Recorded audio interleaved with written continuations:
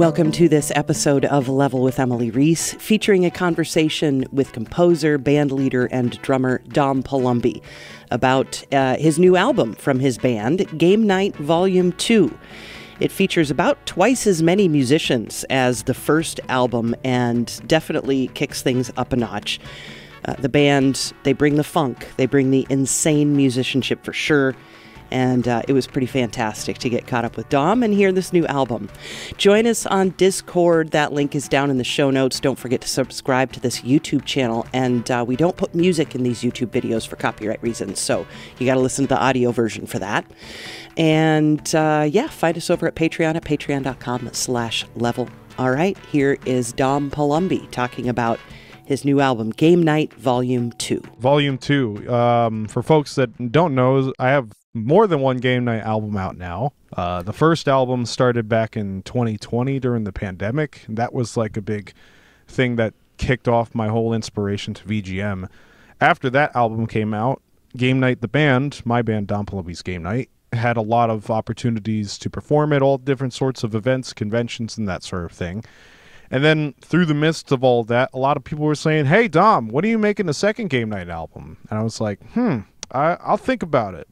I actually took a lot of the time between the making of Game Night Volume 1 and Game Night Volume 2 to try out a bunch of new arrangements, to expand a little bit more on niche video game soundtracks that were part of my upbringing. So my whole goal with Game Night Volume 2 was a deeper look inside things that I really enjoyed, that I was really passionate about, but also dig deeper into my whole philosophy behind Game Night. You know, I believe this project is something that is bigger than me, because the goal, my mission, is to celebrate the essence of camaraderie, why people come together to make memories. I mean, I feel like game nights as a whole, everybody can relate to having a game night with friends, family of all sorts, and every single time that I was a part of a game night with friends, I get the same feelings that I have playing games with friends as I do when I share with my favorite musicians on stage.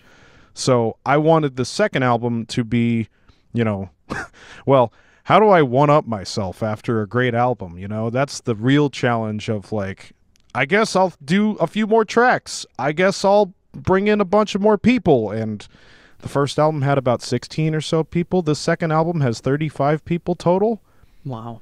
What madness was I up to? Jesus. That's some madness. But I was trying my best on, like, I want to get as many of my friends involved in this project, because it's, again, this is something that I feel 100 million times passionate about than anything else I've done in my entire life. And I was just like, screw it, we're going to make this happen. The other Kickstarter to getting Game Night Volume 2 done was back in June. My band was performing at Anime Next, which was a convention here in New Jersey, which we got to perform at last year. And in the middle of the weekend, I was on the bathroom when I got this email. I got approved that Game Night was going to perform at the main stage at MagFest. And I was going berserk by that point. Yeah. And then I had a number of conversations with friends, one of many, Carlos and Sand in the Rain Eni, and he suggested, hey, why don't you make your MagFest main stage show an album release party? And I was like, you're a genius. Yeah. And then he was like, wait, are you going to have enough time to get this done? I'm like, I'm going to get it done. Challenge accepted. Wow. And then the craziest part about getting album 2 done was with the amount of people that recorded on it, the recording process started probably about in August of that year. And then we managed to get it done, all recorded, mixed, and mastered by the end of October. So the timeline was even shorter than the first album, which the first album was about 8 months in the process. We managed to get twice as many musicians to record on this record in 2 to 3 months. Jeez. Yeah, it was stupid. Did you? Well, I mean, it's amazing. I'm sure you learned a ton. But I did learn a ton, especially from doing it before. And, you know, remote recorded projects are always like a challenging thing, because there's so much prep work that goes into just making sure that every single musician has everything they need, sheet music, you know, reference recordings, demos, and that sort of thing. metronome clicks so they have an idea. I even went through the gambit of writing Google Docs of every single song form, sending them out to every single individual person, just so they know the roadmap of what's expected and what I want them to record specifically on every single thing. So it was a lot of work. It was a lot of work, but god dang, I'm so proud of this record. Yeah, it's really great. It's super fun, if I didn't say that already. Because there's three originals on the album. They're all three great. Were those written already? Those, funny enough, so like we go with the same concepts again with people not familiar with my band. My band does funk fusion video game covers, and then I like to branch out and write original compositions inspired by gaming concepts. If I remember correctly, the three originals on this album was 3 Lives Left. Yes. I have to look it up real quick. Next Chapter. Right. Next Chapter, 3 Lives Left, Roll the Dice. And Roll the Dice. Yeah. Roll the Dice and Next Chapter we actually premiered at my 4-year stream anniversary, which was a really fun session that happened years and years ago. I've been streaming on Twitch for over 5 years at this point. Okay. And one of my goals that I did with my community online, which was back, I guess it was 2022 when that happened. It's been a minute. But I told my community at the top of the year saying, hey, I want to put on a live stream concert. And we're going to set a humongous bit goal. For people that don't know Twitch currency, a bit is equivalent to a cent. We're going to put a bit goal for 500,000 bits. And if we reach this goal, I'm going to put on a concert using all that money to do stuff. We hit the goal. 500,000 bits was like $5,000. We hit that goal in about 5 months. Wow. And then I didn't tell my community that it was going to be a 4-year stream anniversary concert, which it lined up perfectly. So we managed to get an amazing group of musicians together. And then on my stream anniversary, August 13th in 2022, we did the 4-year stream anniversary. And nice. Roll the Dice and Next Chapter, we premiered those at that anniversary concert. 3 Lives Left I didn't have written by then. Okay. Well, we'll talk a little bit more about those because those are really great pieces and worth mentioning separately. Honestly, all of them are. We probably won't talk about every single track. Yeah, though, it's 10 tracks is a lot of music. Yeah. But I do like, you mentioned a minute ago how, there are like these deeper cuts, and these are games that you loved when you were a kid. So, I guess what was the track that kind of inspired that thought for you, or what was the track that started all of that? I mean, that you're like, this has to go the first on one. album. The first one that comes to mind is Bad Guys from MapleStory. Okay. MapleStory is an OG MMORPG back in 2000 by Nexon. That was one of my first laptop games before I had any console.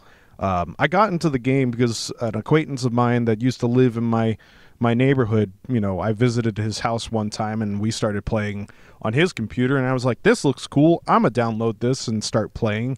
It was pretty much like a 2D platformer, has a very cute aesthetic, cartoony kind of style, but anime in many ways too. It's a Korean-based game. And the OST is just something that resonates with me so deeply because every single time I listen to that music, it just takes me back to the times of playing it when I was like a kid or a teenager. Yeah. And then Bad Guys, specifically that tune, every time you get into the city that's called Kerning City, is the city that you train to become a thief, because in MMORPG you have all your different towns and areas that, change, of course, and based on where you're going to get your next job advancement, you go to where you need to go, and Kerning City was the place where you trained to become a thief early on, and I cannot get over this one particular track. Unfortunately, it's not on streaming services because that OST is not released in the USA anywhere because of how old the game is and that sort of thing. But Bad Guys was something I've wanted to at least have covered in some way, shape, or form. Over the course of the years, too, there's some of the other tracks, like Wings That Cross Time, was another one because I actually really got into Chrono Trigger. I played that game on stream once or twice, and that was a track that we premiered at VGMCon in 2022. So that was something that I remember really, really getting into. I actually think my 4-year stream anniversary was 2021, not 2022. I apologize. Oh, no need. Yeah. So much has happened that I'm just like losing track of time. Or no, it was 2022. I'm going crazy. That does not improve. That doesn't improve. I started streaming in 2018 and 2020. Yeah, that's 4 years. It was 2022. I was right. I have the track list open because I'm also just looking at like other deep cuts. Wings Across Time, I feel like is an amazing tune in itself. Yeah. I picked that as the first track because like you're getting in the epoch, you're getting in the ship to go somewhere. It's the perfect first place to go. You know, sometimes I pull on this track whenever I'm getting in my car to go to work. And really? I'm serious because I need a kickstart to get my day started. And I'm like, boom, Wings Across Time. You know, it's like nice. I'm going to a new destination to get started. It's kind of the best, the best kind of thing. I also played Undertale a couple times on stream. So Sands was another one that was like, that was a game that I didn't grow up with, but over the course of getting inspired by the people in the VGM scene, I really started to play a lot of the different games that everybody like raved and loved about. So it was an opportunity to just like look back at some of these tracks or some of these memories that I had as a kid. Super Monkey Ball was a game that I actually grew up with playing on GameCube. So Monkey Target made it in there as well. Just because I remember playing that game as a kid on GameCube. And then Yu-Gi-Oh has been a part of my childhood too. I still collect the cards to this day. Nice. I used to watch the anime on TV all the time, and now to track back to playing a lot of Yu-Gi-Oh music is pretty dang cool. Yeah. Right. Well, let's go back to Bad Guys because that's the Mega Ran track. So how did Mega Ran get involved? That was so cool because you know, I just listened in the background, and then when he started, I was like, "Shut up! That is so cool." This is so funny because my band has played this tune a number of different ways at this point. And I wanted to take also this opportunity for this album to be a change of pace compared to how I've normally have played this. I would highly suggest for those that are listening to go to my YouTube channel. You'll find at least 3 different versions of Bad Guys, from live performances and also, you know, some of the music video recordings that we had for this album in particular. Nice. The first time that I remember really playing this was again on my 4-year stream anniversary. And usually I do like 2 instrument solos, and then I take a nice drum solo over the bent, because it's just a perfect vibe for a really sick vamp, and drummers go crazy for soloing over vamps. I know, but you also don't have a ton of solos on this album, right? Yeah, actually, I only have a drum solo on pretty much the Yu-Gi-Oh thing. That's what I thought. And although I will say this, the other awesome thing about the way the album starts is that it does start with a little tiny fill by you, and I just smiled immediately. I was like, Tom. have to you know what, I did make the first and last impression, I guess you could say, in the whole record. You really did.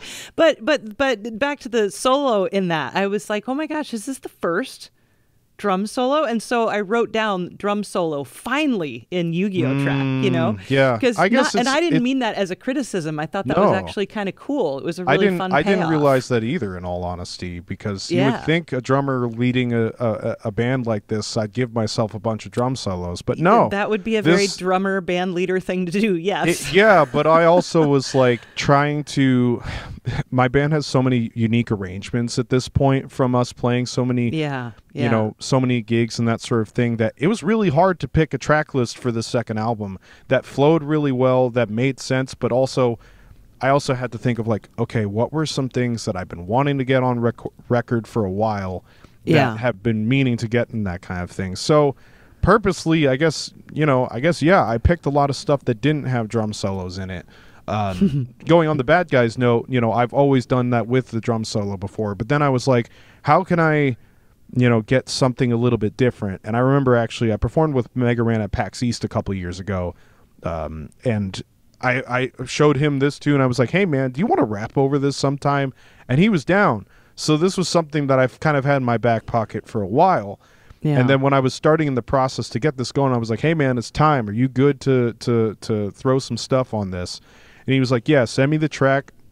We went back and forth a little bit on length because I was still figuring out a good cohesive arrangement, but making sure the track wasn't too long.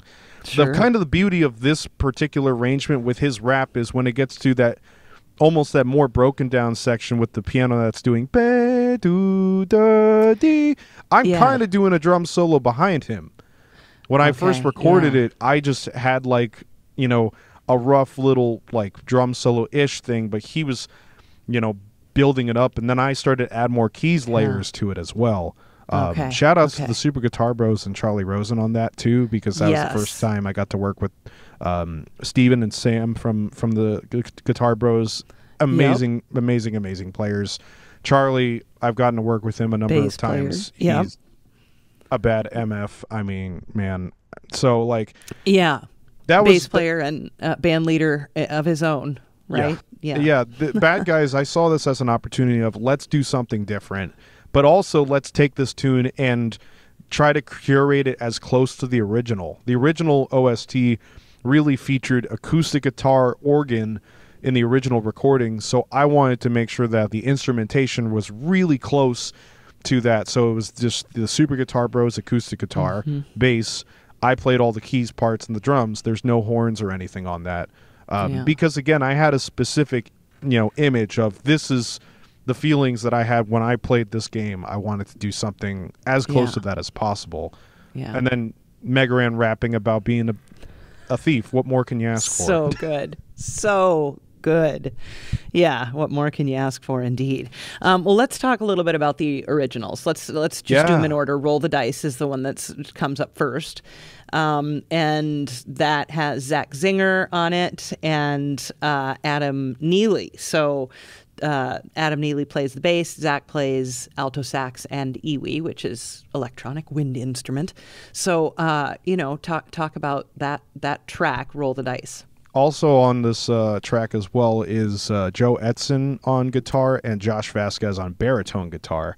Okay. This was an original that I composed and premiered at the 4-year stream anniversary as well. There's an amazing live version of this from that stream that is Dave Pollock and Patrick Bartley having a crazy alto sax battle. Nice. Y'all need to watch that if you get a chance, because it's a really amped up version of this tune. This tune came to mind because I think, one, everybody can relate with rolling a die. It kind of gets really alienating, I guess, or I don't know what the exact term, but it's very conceptual because as a drummer, we're surrounded by rhythms all the time. When you roll the die on a table, there's rhythms to the sound of a die hitting a table, right? Yes. So I was like thinking in my brain of what's one possible rhythm that can occur from a die rolling, and I thought that which also happens to be 6 notes long. Which also happens to be clever because there's 6 sides on a 6-sided die. Yes. So already I took that motif and then just pretty much ran with it of writing a tune, you know, revolving around this whole idea. And then I like to think the whole tune is like, you know, we take chances on life every single day of our lives. We never know when things are going to work out in our favor or against that. When it gets to that like disco section, I kind of feel like, okay, it's time to party. You hit the lottery, you win the jackpot. You know, it's kind of a really fun representation of just like sometimes life is going to work out, everything's going to be great, you know, even if we don't know if it is. And then sometimes it's, oh crap, we got to get back to right where we started, right after we're done partying and that sort of thing. So that's the tune concept as a whole. And then the instrumentation is different because I was like, how about I take Roll the Dice and put this more in a Fearless Flyers kind of lens? Because again, this is another opportunity to change the instrumentation up, change the sounds a little bit compared to how we've played this with my band in the past. So with, you know, big shouts to Tony Dickinson again for mixing and mastering this whole record. He freaking crushed it. He hard panned both guitars, the left and right side. So there's a lot of really cool grungy stuff happening between Joe's and Josh's guitars. Adam, I love Adam. His playing is amazing. Zach, I was super excited to get him on it too because I know Zach has played a lot with Adam in the past.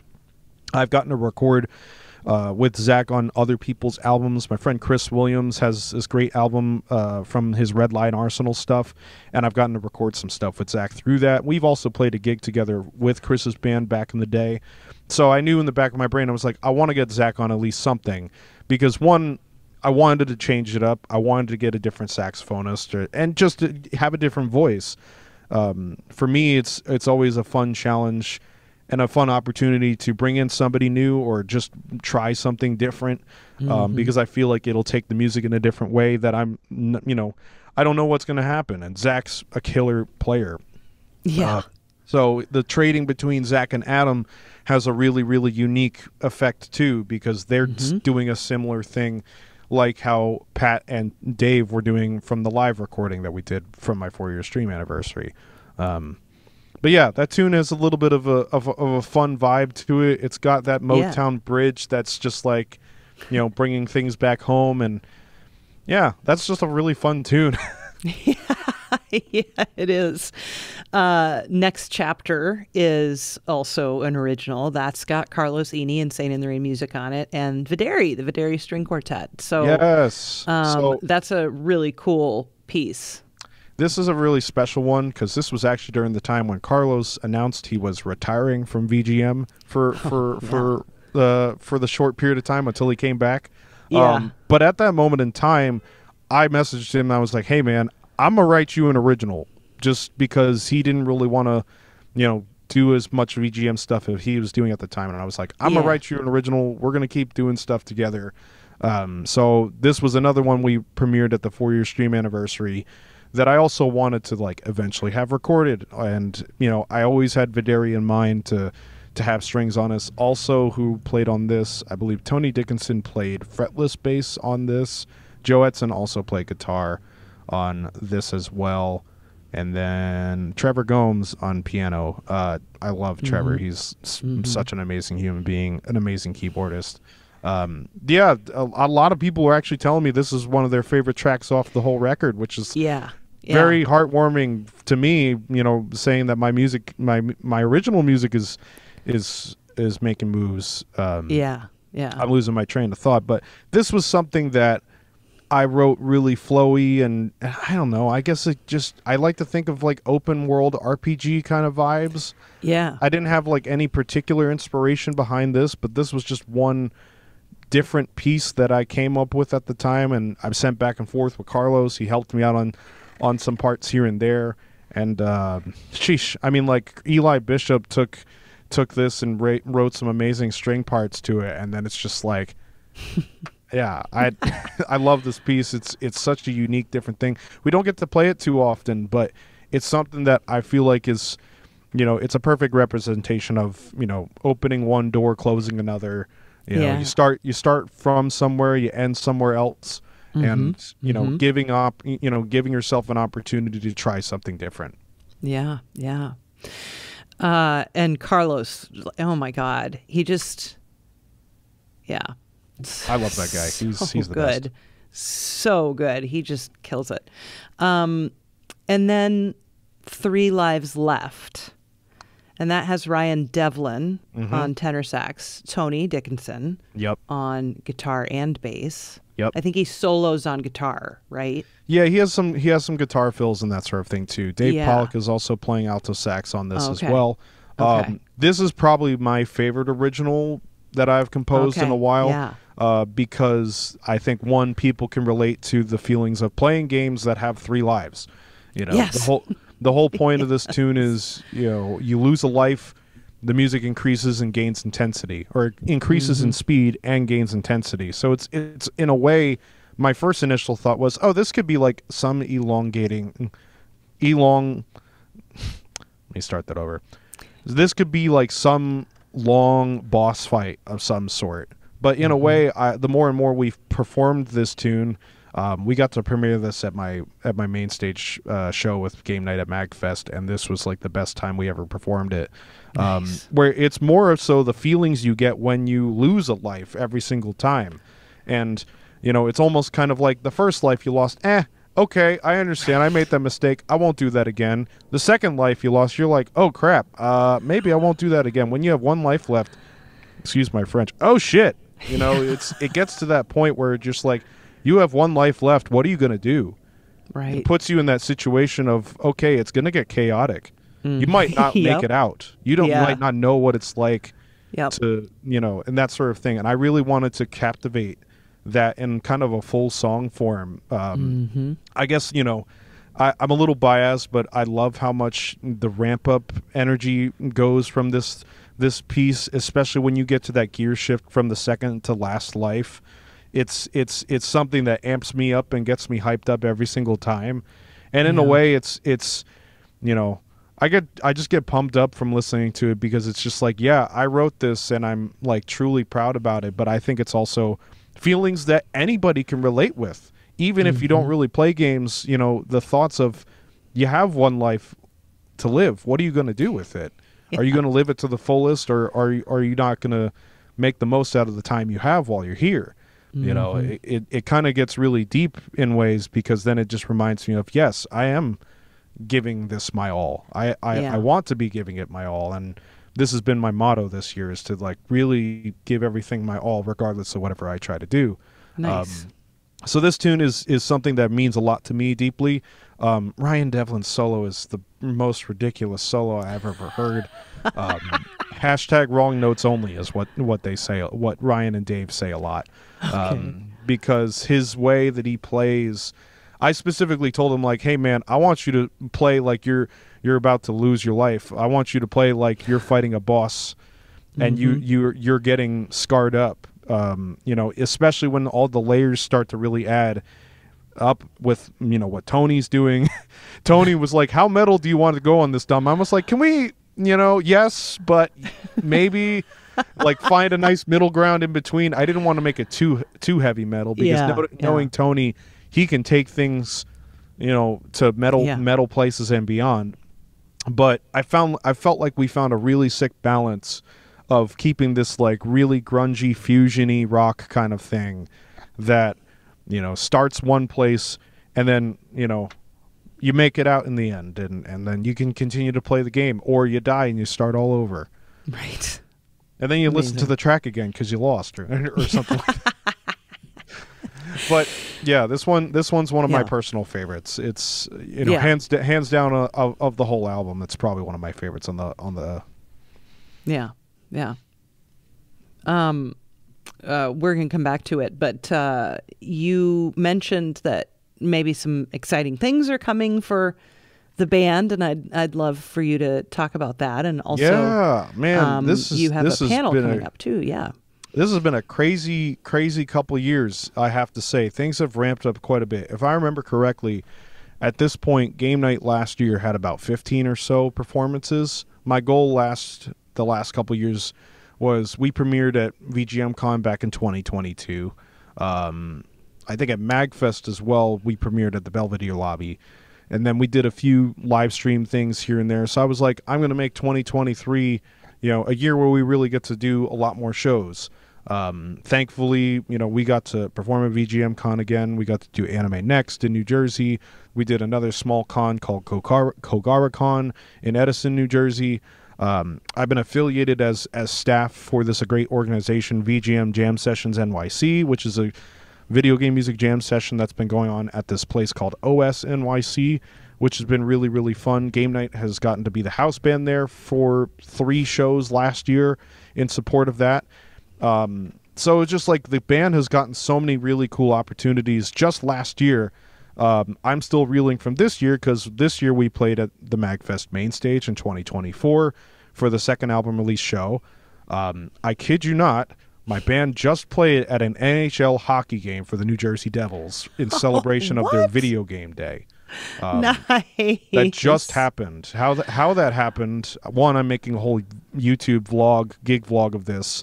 Nice. Which you guys should check out the full video. It should probably be out by now if they're listening to this podcast. But essentially, a colleague of mine, dear friend Chris Giorgetti, has been singing the national anthem at the Devils for a while. He's also known for singing on the Phantom of the Opera Broadway while it was still running before it closed down, as an understudy for the role of Piangi, if I recall correctly. But he was a big Devils fan and also was a big fan of my band. The Devils posted their game schedule a couple months ago, roughly like October or November last year. And my dad saw it online, and he was like, Dom, what if the Devils want a video game band for their video game themed day? And I was like, you know what? So I messaged my friend Chris, and I was like, hey, you know, do you know if your friends at the Devils would want to make this happen? He was like, this should happen, yes. And then we proceed to ask, and the Devils said yes. Wow. So it just happened this past weekend. They were doing a whole celebration of this Devils gaming group, if I remember correctly. They had members of Team Dignitas in a gaming lounge they had set up with a bunch of arcade cabinets. The first 9,000 people that came to the game the first 9,000 people that came to the game got Devils gaming socks and that sort of thing. And then we got to play for 3 sets. We played an hour before puck drop, and then we played during the two 15-minute intermissions. And that sort of thing. And that was that was not on my bingo card for this year. That's so fun. Yeah, but the more fun thing was there was actually some people that saw us from MagFest that came up to me and said how much they loved us. Cool. We played to a bunch of different people that have never heard of us before, or probably have never heard video game music live for that matter. And it was people of all ages too that said, hey, you guys sound super tight and all that sort of thing.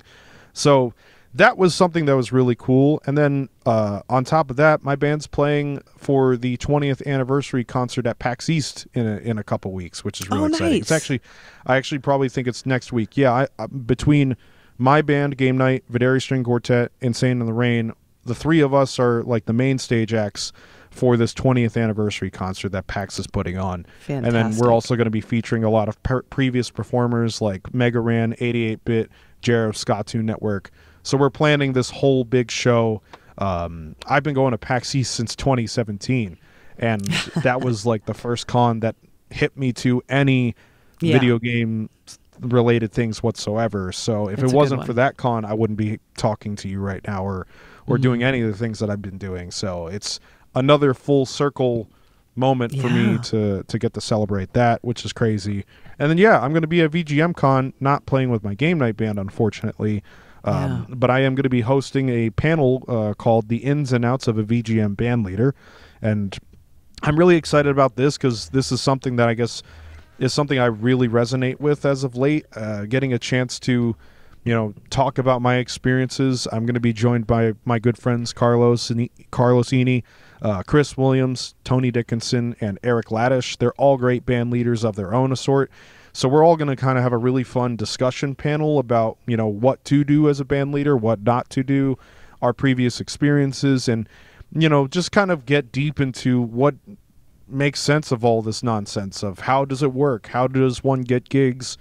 How does one seek for opportunities? And, how does one handle when things might go wrong or things, are a little confusing and that sort of thing. So, it's been a crazy year for me so far, and I'm honestly still trying to hang on because I feel like there's just more coming at this point. And you teach too, right? Can you talk about that a little bit? I teach a little bit here and there. It's been in bits and pieces. I do privately, teaching privately. I mean, I'm a session musician on top of that too. So whenever somebody needs me to record or do some freelance stuff for them, I jump in on that sort of thing. I've had a few gigs here and there. One of my other gigs that I do regularly is I'm a modern dance accompanist for my alma mater at Rutgers University. So I do that as a freelance job where I get to pretty much improvise playing drums and piano for dancers, which is really cool. Wow. And then I've been also working at Princeton University as like just a fill-in, just to play some straight-ahead jazz for some of their ensembles. Nice. But on the teaching side of things, I haven't been teaching as much. I think it's one of those things where I should be teaching more, and I do have a few students that I'm very thankful to teach with. We always, touch base on a few occasions where sometimes my students are like, hey, I need some time off to really reconsider and think about things. Or I need a break from this, it's, money's a little tight and that sort of thing. Everybody has their own unique reasons for it. But whenever I do get an opportunity to teach about something related to my livelihood, whether if it's drums specifically or just talking about my real life experiences, it makes me feel good about it because I've been in this thing now for 20 years, and there's always a lot to learn from teaching and sharing information, but it's also something that, I think we also need to be constant learners too, and try to figure out, how much more can we continue to learn to, cultivate into our own selves, but then also continue to share to others. I've always heard that, being a teacher will always make you a better player. Sometimes being a great player doesn't always mean you're a great teacher, and you kind of have to have, exactly, at least areas in both expertise, or at least a little experience in both ways, in my opinion, to expand upon that. But I'm not teaching consistently, but I'm always open to take on students here and there, and give some feedback on things and such. Yeah. Well, let's go back to the album. And I love the song too, with Casey Lee Williams on it. So talk about putting a song on the album. Oh man, this was the first vocal arrangement ever and that sort of thing. Okay. Unfortunately, I never really played much Final Fantasy stuff. I've had this arrangement though for a while because I just knew this was a popular tune that people wanted to, that I knew people would enjoy. But I've always heard that To Xandercan had lyrics at some point in some time, so I had to try to see, who was going to fit well for that. And coincidentally, I play drums in a great band called Tournament Arc, which Mason Lieberman and many other folks in that band are amazing people, which I also featured on this particular track, like Casey, Trevor, and Mason specifically. So it was a real honest dream to get to work with Mason and Casey and Trevor on this specifically because, one, Casey's just amazing. She's, she's so good. I can't get over her voice. She's just a great musician. I got to work with Tournament Arc during, I think it was actually PAX East last year or the year before. We had a recording session a while ago, and that was the first time I got to meet Casey and get to work with those and with them in a recording session. So in the back of my brain, I was like, I got to get Casey and friends on something. So I'm happy that managed to work out. At least my plan for Xandercan was, let's take this tune kind of in a more Robert Glasper neo soul direction, put a backbeat on it. That's kind of typically my thing, is just give it some boom bap, instead of typically putting it in 3. But that's why I kept the intro and the outro, in the regular time signature, and then flip the script and change it up a little bit. Yeah, that tune's a really fun one. That also features Dave Pollock on alto sax, and then I was actually playing the synth solo on that. That's me. That's awesome. Yeah. That one hits the feels pretty good. Yeah, it's a good one. And I just generally always love hearing Patrick Bartley, so I'm just always like, oh, it's Patrick Bartley. Yeah. Can never go wrong with Paticus. Pat, my dude, I love that guy.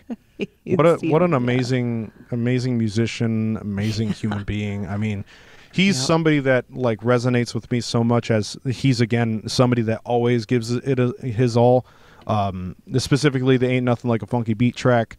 That was one that we did at the 4-year stream anniversary as well. I remember actually first hearing about this tune, and somebody requested it in one of my streams a long time ago, and then I sent this to him when he was streaming on his J Music Twitch channel for a while, and he played along to this and then posted it, and Hideki saw it and it blew up for him, and I was like, okay, we need to play this track with Game Night with him at some point, sometime.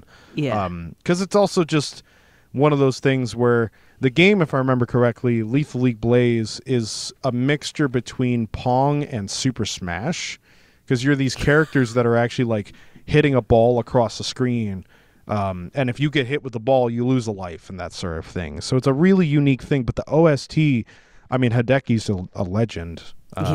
According to Hideki, he composed all that stuff on his computer, and it's just of course he's done stuff for Jet Set Radio and that sort of thing too. This was a tune that resonated with me a lot. Also getting to work with Juna Sarita, which she's just an amazing, amazing bass player. Yeah. I've gotten to do some stuff with some of her original projects in the past. So Juna was always somebody on my brain of like, okay, I need to make sure she gets on here as well. There's a good video of it on YouTube as well. Yeah. Yeah, from the 4-year stream anniversary, and then, we pretty much took the same arrangement but recorded it. So the 4-year stream anniversary was, if you can tell, there's kind of a pattern of this whole album is a lot of stuff from the 4-year stream anniversary that we unveiled then at the time. Yeah. And that was around the time when I also told people saying, I'm working on a second album, but then it took a couple years to actually make that happen. Pat's also featured on Monkey Target, if I recall, as well, which that's also, I mean, that's a stacked lineup when you put Carlos, Pat, Chris Williams, and the Consoles from Australia for that particular tune. That was that arrangement actually was one we featured back at VGM-Con in 2022 when Game Night first played there. Okay. And that was one that I knew I wanted to work with. I got the fortunate pleasure to work with the Consoles on one of their videos. They did a really cool version of the Swamp stage from Marvel vs. Capcom 2, if I recall correctly. Okay. And the lineup on that was the Consoles, myself, Pat Bartley, Carlos, and Sapphire. Sapphire's an amazing singer, voice actor, and that sort of thing. So we all got together to do like this really sick arrangement of the Swamp stage. And then the Consoles were like, hey, if you want us to play anything on that for a trade, let us know. And I kept that in the back of my pocket. So I was like, hey, do you guys want to play on Monkey Target for all this stuff? And they were like, hell yeah. So that was another one. And that sort of thing. Yeah, all these tracks are ridiculous. And every lineup is purposely picked out because I wanted to really like suit the vibe of the tune, but then also get a personnel that I feel like fit well for every particular moment. Yeah. Because a lot of these tunes had particular moments in the previous times that my bands performed them that I wanted to recreate and not necessarily reimagine, but I wanted to like captivate those same moments that we had when we first premiered some of this stuff. Sure. Yeah, no, we did talk about every single track. Cool. I know. I'm so glad. Well, I mean, Yu-Gi-Oh. We didn't really talk about Yu-Gi-Oh though. We could talk. Let's talk more about Yu-Gi-Oh. We talked about your drum solo in there, just the tiniest bit. But I mean, we might as well because we need to make sure that it's all well heard. So because that Yu-Gi-Oh track is great too. That one, I feel like it was the best closer of all the tracks that I could have picked. Yeah. It was the first like anime cover that I released and that sort of thing, but there's something deep feeling about this because one, I had a love-hate relationship with this game. I used to play competitive Yu-Gi-Oh in high school into college on occasion, and I had a number of situations where I got to the point where winning was fun, and then if I didn't win, I didn't have fun, and then at some point I sold my collection, regretted that I sold my collection, and then years later tried to rebuy cards again, and it didn't feel the same. But bringing things back because of the anime VGM stuff, I was just like, Yu-Gi-Oh has always been a part of my life. I just have to play this music. It's not an option. It's something that I know the passion kind of emanates out of me regardless whether I like it or not. But I do love it because it's the best feeling ever. We actually played the Yu-Gi-Oh anime intro at the first OS NYC gig with Game Night. And the fun part about this arrangement is there's that really sick trading section over that, thematic bass line from the Yu-Gi-Oh theme. So I wanted to have the same lineup pretty much from that OS NYC hit, which was pretty much close, except Adam Neely played with us live at OS. This one, we feature my good friend Tony Solis, who's an amazing bass player, plays with so many people in New York City scene. He's become one of my favorites as of late. So the trading section happens with all the guys. Joe Edson takes this ripping guitar solo over this really cool middle section, which I purposely wrote the motif da da da da da da da based off of if you know the TV show where it's like time to duel, I verbally verbally took that and played that exact rhythm on the snare drum before we get into the chorus, and then took that rhythm and wrote the whole middle section around that to expand upon it, just because that's how my brain works, of like previous idea, motif, and then I do a whole drum solo over that too, which is something. And coincidentally, like a lot of my Yu-Gi-Oh arrangements just have these big, massive halftime feels in there, just to really bring things around. But this tune, it's another one that's just like, it resonates with me so much that I just love the essence of what this music does to me, and I hope that it, others feel the same way about it. And it's one of the only few tracks that has a drum solo on it, but I'm okay with it. Yeah, no, it's good. It's great. It's great. Are you playing anything right now, gaming-wise? Game-wise. Actually, I've been getting hip to this roguelike game called Balatro, or Balatro, cool. However the pronunciation is. Yeah. It's a really fun game. I mean, I've been into roguelikes for a while, like Slay the Spire. I played hours and hours of Slay the Spire. There's another one called Peglin, which is really, really fun. I know there's another that's called One Step from Eden.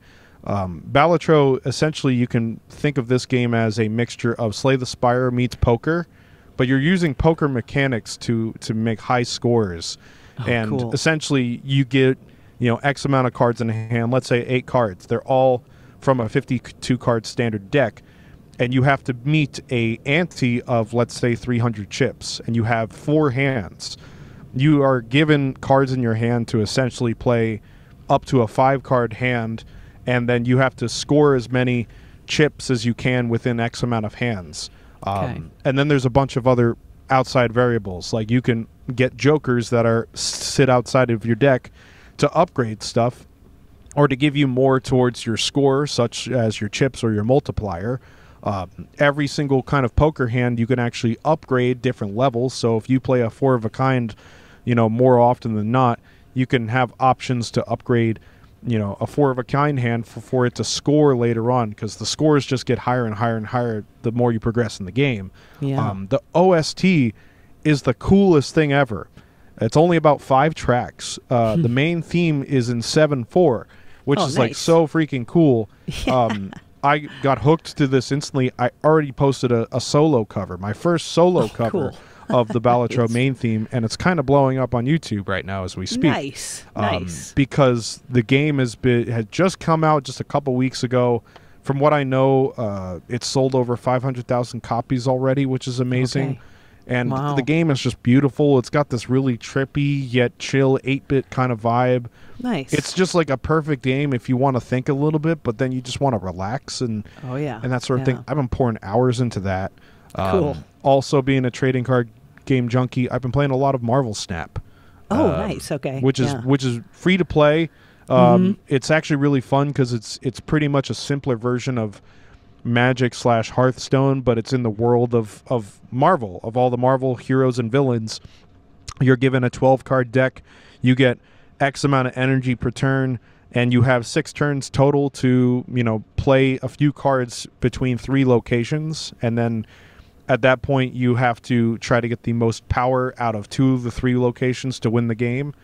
The game lasts no longer than 5 minutes, and you can upgrade your cards to look really, really sick in the game to get more cards, and the cycle continues. So I've been pouring hours into card games and that sort of thing lately. That sounds good. Yeah. So those have been like the 2 that have kind of taken over my life at the moment. How about music? What are you listening to right now? And this is the unfortunate part. I haven't been listening to a lot of new stuff lately. Yeah. No, it happens. It happens. I know Lettuce has dropped a few new albums recently. Lettuce still to this day is one of my favorite bands. I mean, I emulate the sounds of Game Night similar to Lettuce.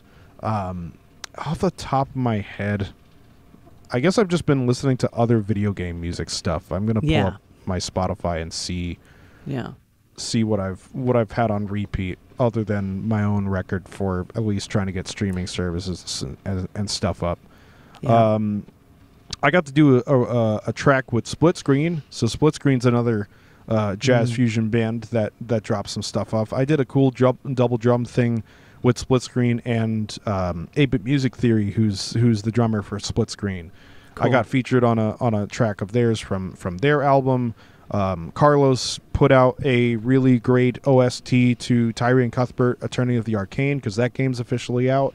And thanks to him, I got to record some drums for that particular OST, so that's kind of on my backlog. Yeah.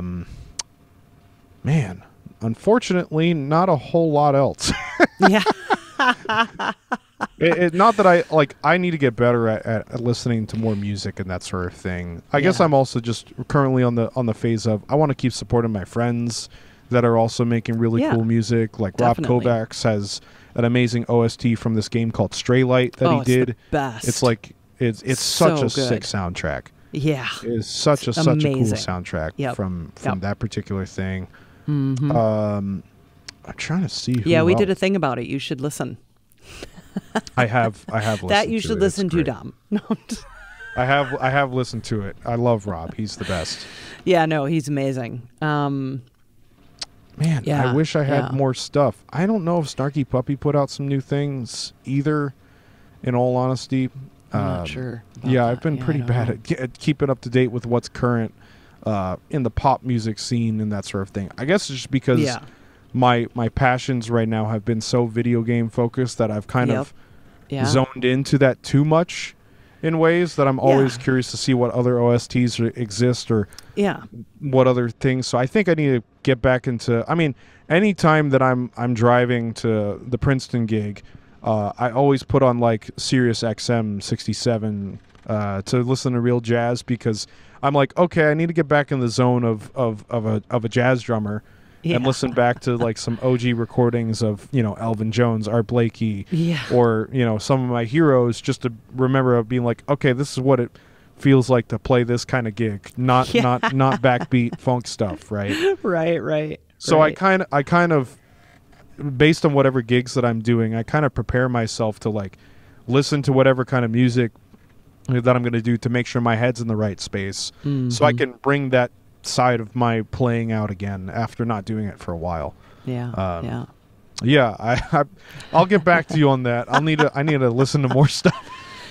No, I'm in the same boat. I do so much focused listening all day at work, just to make sure we're just my job, and that even sometimes when I get in the car to drive home, I'm just like, I just need everything off. And then, I do miss a lot. But if I look at Spotify, my Spotify is full of video game OSTs as well. So I definitely listen to a lot of that. So, yeah, I'm with you. Well, what else do you want to say about the album? It's on Bandcamp. Everybody go out and grab your copy and all that. But what else do you want to say about Game Night Volume 2? If you get it on Bandcamp, you can only get Bad Guys there. If you will listen to it on streaming services, you will not get Bad Guys on any other place other than Bandcamp. Essentially, Bad Guys is a bonus track because, again, it's Maple Story didn't intend to make the original OST available for streaming services, because that's a game over 20 years old and that sort of thing. But that, there's a bunch of music videos from the album. If you want to see the videos that we created and curated, big thanks to my friend DJ Steamy Pete for doing a lot of the video editing on those videos. We did a really fun aesthetic because this album, again, is a deeper look inside. I like to think of like sort of the Game Night lore. If you look at the first album cover, it's all of the members of the album on a big couch, and we're all like chilling out, actually having a game night. My whole thought was we recorded that album at a studio, and then I invited everybody over to my house quote unquote, for a game night, and that's the first album.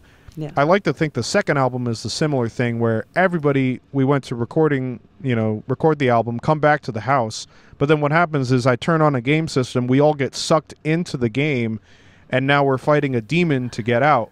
The artwork is amazing. Big shout outs to Sir Grimmington, who has done a bunch of different kinds of artworks in the past for all sorts of artists. I first heard about them through Scottoon Network, and Sir Grimmington did an amazing artwork flyer of the tour that I did with Scottoon Network and Button Masher for our few shows at Crystal Ballroom in Boston and Gramercy Theater in New York City. Those are two shows that also happened last year. That I was like, I need to have Sir Gribbington do some incredible artwork. Oh, I have a CD right here. I don't know if you've had a chance to see that.